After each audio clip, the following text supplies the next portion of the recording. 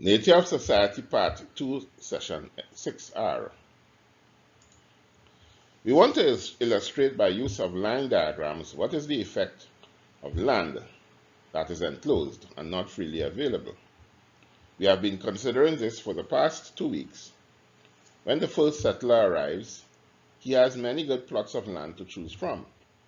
The wealth that this first person produces can be illustrated. So the first settler arrives and he has this plot of land and he produces products of the value of 10. Let's say a new settler arrives and settles on land slightly inferior to A. This, as we discussed immediately, increases the wealth produced as a result of cooperation between the two settlers. A's wealth is now 15, and B, the new arrival, has wealth totaling 14.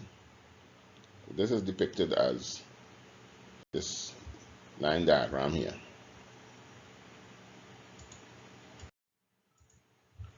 Two things to note in passing. One, before the arrival of B, the wealth produced was solely by the work that A did. It was his wages and it totaled 10. Two, when B arrived, wages on both sides increased to 14, equal skill and effort used by both settlers. A small amount of wealth is due to the superior site. This amount is one unit. A third settler arrives and occupies a site that is slightly inferior to the first two sites. The wealth produced on the three sites again increases compared to the first two scenarios, again due to cooperation. The line diagram now becomes this. Again, wages go up from 14 to 16, and also more rent arises on site A and B. Although wages have gone up, it reduces as a proportion to all the wealth produced. Rent increases as a proportion though. Along comes settler D, who is a specialist tradesman that this community of four can use.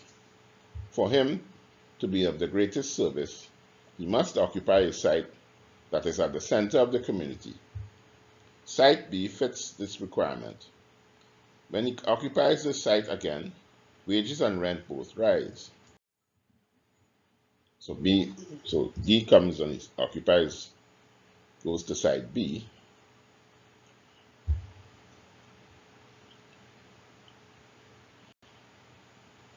And this is how it affects sites A and C.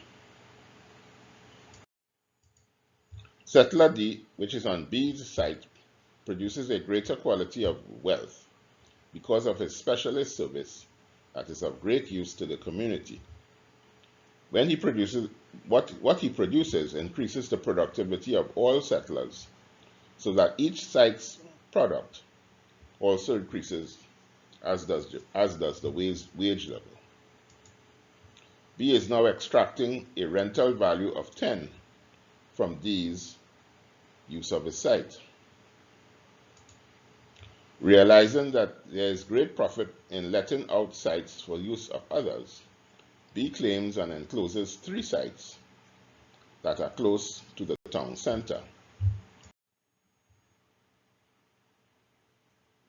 So B claims and encloses 3 sites.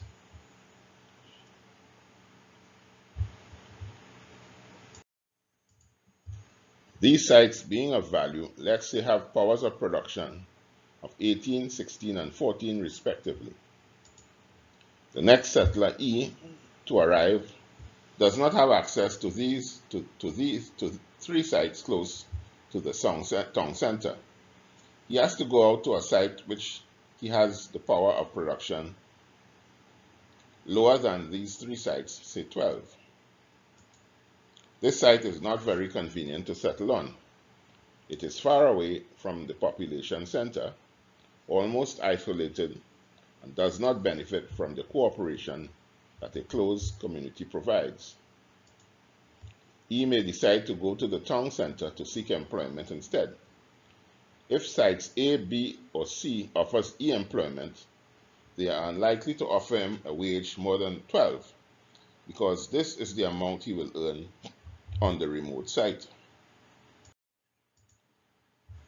When he is employed, he again immediately increases the rental value of each site, but the wage level is now lower at 12. One should note that had the site not been enclosed, E's wage level would be at least 18, the product level for the next available site. As more settlers arrive and more sites are enclosed, it is clear that wage levels would fall and rental values would rise. This, incidentally, is the reason why it is said that the rich grow richer and the poor gets poorer. The next two diagrams in summary then depict what takes place when land is free, showing natural rent, and when land is all enclosed, showing inflated rent. So this is what happens when land is free, showing the natural rent and the products of these sites. So we have the demarcation line which shows what wages would be when land is free and what rent would be.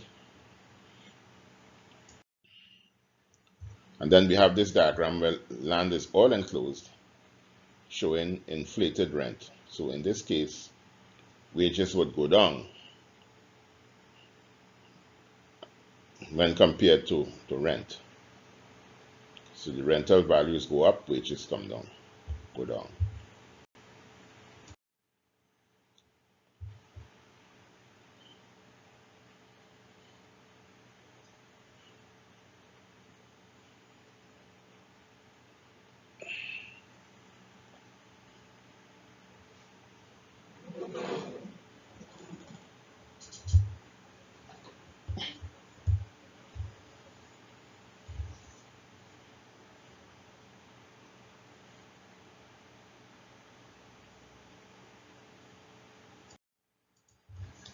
To sum up once again, where land is free, wages are allowed to take their full share of production, and this would generally allow the laborer to acquire his own capital in the form of tools, etc., by his own means other than by loans. Where, however, in the second scenario where land is not free, wages are driven down to its lowest level, to the least a man is willing to accept, under the threat of competition from others and unemployment. He makes a bare living and cannot purchase his own capital, and has either to be provided with same by his employer or to resort to loans to acquire them. In the second scenario, a third entity enters the picture, that of the providers of capital, who would demand interest payments for any capital advanced. As we saw earlier, this entity does not necessarily use his own funds, but uses the funds provided as a result of the wealth created by others. What we have described over the past 2 weeks has universal application in every country in the world and in every period historically. It is as a result of natural forces in operation. If we are to improve the lot of humanity, these forces must be recognized and harmonized with.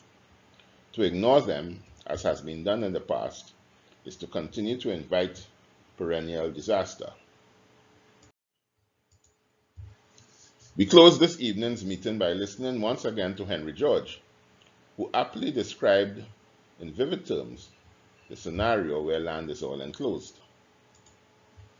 This fact, the great fact that poverty and all its concomitants show themselves in communities just as they develop into the conditions towards which material progress tends, proves that the social difficulties existing whenever a certain stage of progress has been reached do not arise from local circumstances, but are in some way or another engendered by progress itself.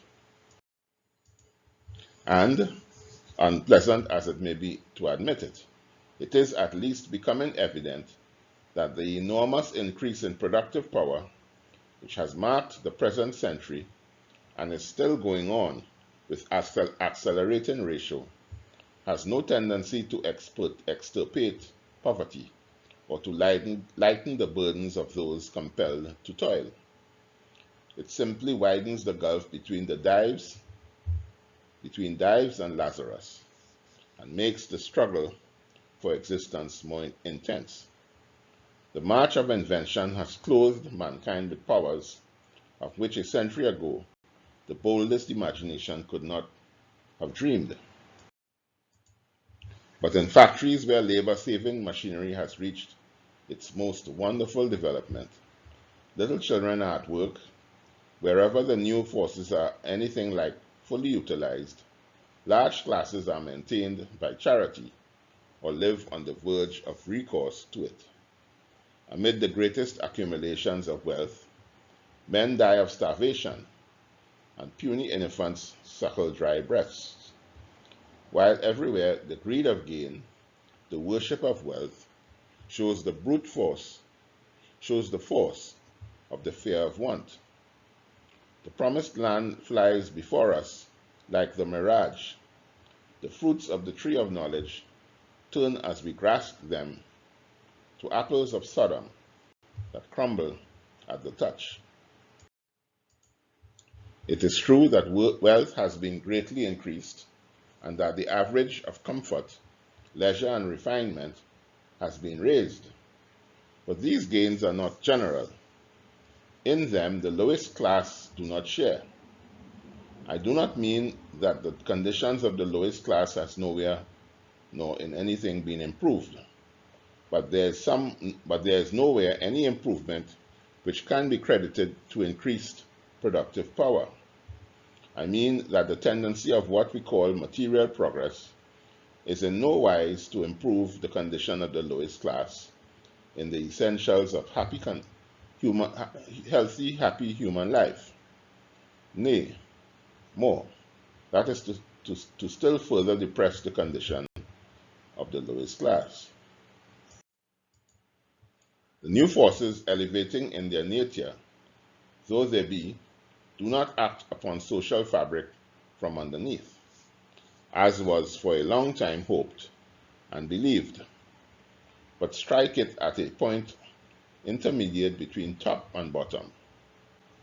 It is as though an immense wedge were being forced, not underneath society, but through it. Those who are above the point of separation are elevated, but those who are below are crushed down. This statement is taken from Progress and Poverty.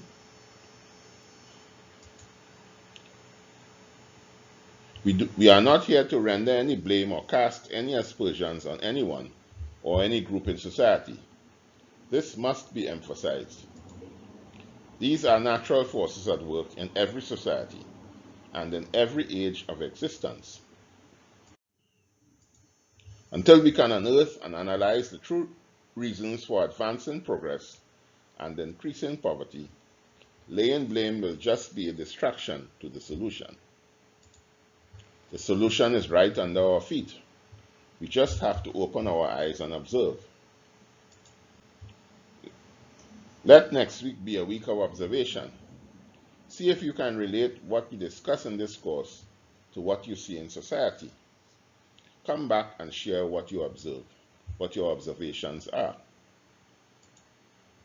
Before we end, I would like again to let you attendees know that Unsustainable Development is an educational offering devoted to the dissemination of its course to all of mankind and to those who have the English language as their official language in the first instance, and to all eventually all over the world. To make this possible, and because we do not charge a fee for this dissemination, we rely wholeheartedly on monetary donations to meet the cost of achieving these goals. If you have found these sessions useful thus far and would like others to have access to them, we would gratefully accept your donations should you be inclined to offer them. You can send donations to our PayPal account at the email address nigelgittins@gmail.com. Thank you for your kind gesture.